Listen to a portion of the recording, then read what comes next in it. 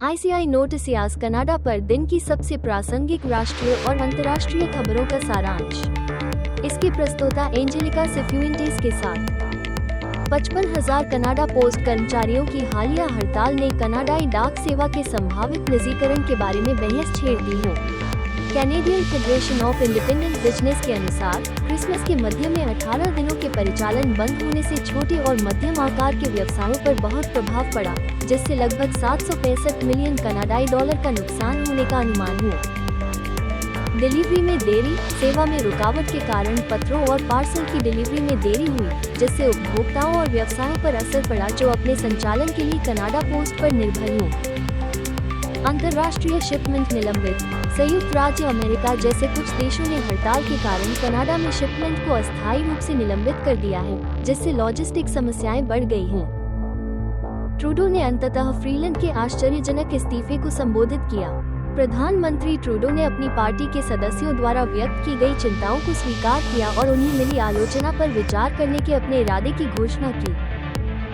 Freeland जैसे प्रमुख व्यक्ति का इस्तीफा अमेरिकी टैरिफ के खतरे और घरेलू स्तर पर बढ़ते राजनीतिक दबाव के साथ ट्रूडो सरकार के लिए बड़ी चुनौतियां हैं। विश्लेषकों का कहना है कि यदि इन मुद्दों को प्रभावी ढंग से संबोधित नहीं किया गया, तो प्रधानमंत्री को अपने इस्तीफे या यहां तक कि संसद में अविश्वास मत के लिए अधिक दबाव वाली कॉल का सामना करना पड़ सकता है।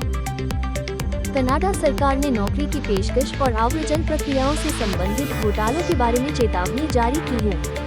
उम्मीदवारों को सलाह दी जाती है कि वे ऐसे प्रस्तावों से सावधान रहें जो सुनने में बहुत अच्छे लगते हैं और उन पर काम करने से पहले नौकरी के प्रस्तावों की पुष्टि कर लें।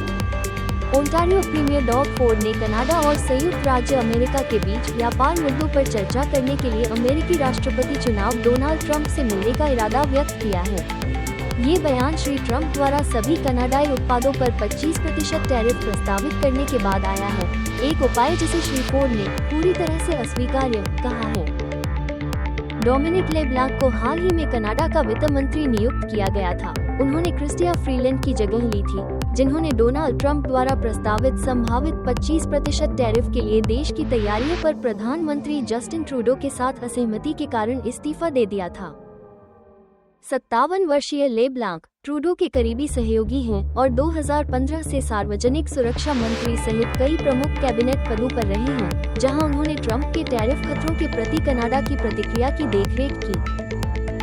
ब्रिटिश कोलंबिया में आने वाले नवीनतम शीतकालीन तूफान के मद्देनजर प्रांत के कई क्षेत्रों में भारी बारिश होने की आशंका है। अधिकारियों ने निवासियों को चेतावनियां और सिफारिशें जारी की, खासकर बाढ़ और भूस्खलन की आशंका वाले क्षेत्रों में।